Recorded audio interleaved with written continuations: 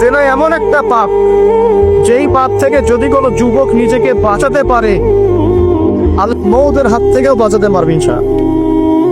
কিভাবে? 3 বন্ধু যাচ্ছে রাস্তা দিয়ে, হঠাৎ করে ঝড়, বন্ধু 3 জন ঢুকে গেল গুহার মধ্যে। কিসের মধ্যে? গুহায়, যে পাহাড়ি এলাকায় আপনারা থাকেন যারা, গুহার মধ্যে। হঠাৎ করে পাহাড়ের পাথর দিয়ে গুহার মুখটা বন্ধ হয়ে গেল। এখন খোলার কোনো অপশন নাই। সবাই বলছে এখন 3 জন, এখন তো আমরা বের হতে পারবো না।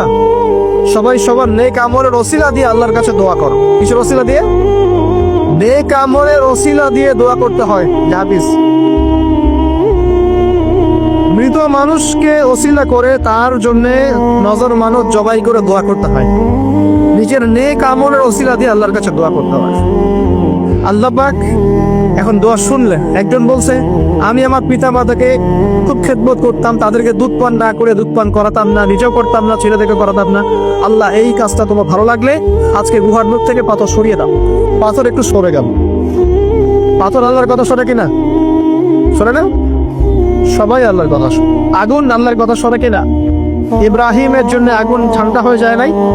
আচ্ছা, তারপরে আরেকজন দোয়া করছে, আল্লাহ, আমার এক কর্মচারী ছিল, তার বেতন বাকি ছিল, সে বেতন না নিয়ে চলে গেছে, আমি সেই বেতনটা দিয়ে কিছু গবাদি পশু কিনেছি।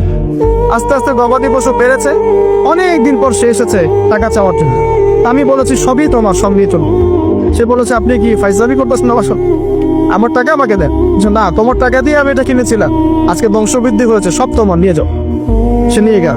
সে বলছে, আল্লাহ, এই কাজ যদি তোমার সন্তুষ্টির জন্য করে থাকি, আজকে আমাকে বাঁচাও। পাথর একটু সরে গেল।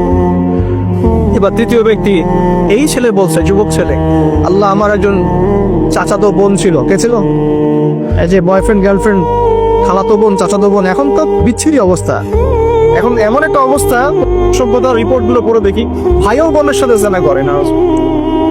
ওদের ওখানে নিজের আপন পিতার দ্বারাও মেয়ে হ্যারাসমেন্টের শিকার হচ্ছে। ওরা আমাদেরকে শেখায় এখন ভালো কোনটা বলতো, আর আমরাও আমাদের মাথাটা কবে যে বিক্রি করে দিলাম। ওদের কাছ থেকে ভালো মন্দ শিখতে হচ্ছে, কোরআন সুন্নাহ বাদ দিয়ে ওদের কাছ থেকে ভালো মন্দ শিখতে হচ্ছে। তো চাচাতো বোনকে সে খুব ভালোবাসতো, তাকে সে পেতে চাইতো, মানে তার সাথে সেক্সুয়াল সম্পর্ক করতে চায়, সোজা কথা বল। এখন সেই মেয়েকে অনেক প্রস্তাব দেয়, সেই মেয়ে রাজি হয় না। শেষে বলে, যদি আমাকে 1000 বা 100 স্বর্ণ মুদ্রা দিতে পারো, দিনার, তাহলে আমি তোমার সাথে সেক্স করবো, মানে জেনা করবো না। সেই ছেলে অনেক কষ্ট করে এই টাকাগুলো বা এই দিনারগুলো অর্জন করে, কামাই করে, দিন রাত পরিশ্রম করে, ঠিক আপনারা যেমন করছেন না। তো এরপর সে তার স্বর্ণ মুদ্রা দেয়, দিয়ে বলে যে এখন আমাকে আমার কাজ করতে দাও। তখন সেই মেয়ে রাজি হয়। ঠিক যে মুহূর্তে তারা সেক্সুয়াল সম্পর্কটা করবে, ঠিক ওই মুহূর্তেই এই মেয়ে বলে ওঠে, হে আল্লাহর বান্দা, আল্লাহকে ভয় কর। আমি সারা জীবন আমার সতীত্বকে ধরে রেখেছি, কাউকে দেইনি। আমি কারোর সাথে এরকম অন্যায় করি নাই, আমি খারাপ মেয়ে নই। তুমি আমার ইচ্ছুকটা নষ্ট করো না। কে বলছে কথা? মেয়ে। ওই অবস্থা থেকে কি একটা ছেলে উঠে আসা সম্ভব? এটা কি এতটাই সহজ? এটা কিন্তু সহজ না। সত্যি কথা বলতে এই বিষয়টা কিন্তু এতটাও সহজ না। যারা অবিবাহিত তারা হয়তো বুঝতে পারবে না, বিবাহিতরা বুঝতে পারছে।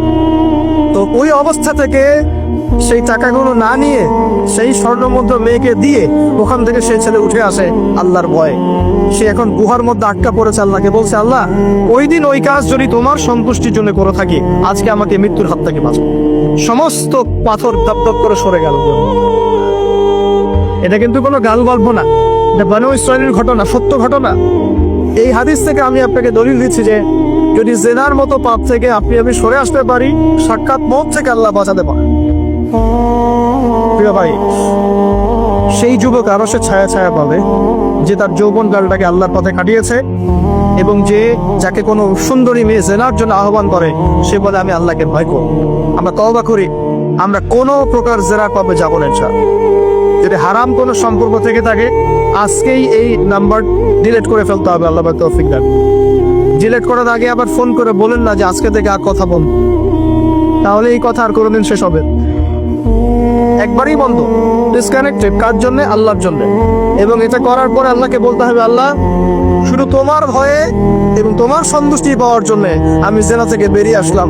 আল্লাহ তুমি আমাকে হেদায়েত দাও, ঈমান দাও, আমল দাও এবং তোমার রাস্তায় আমাকে বেহিসাব রিজিক দাও এবং নেককার কুমারী, নেককার প্রেমময়ী, তাকওয়াবান, মুত্তাকি একজন স্ত্রী আল্লাহ তুমি আমাকে দান করো। ইনশাআল্লাহ আল্লাহ পাক আপনাকে দান।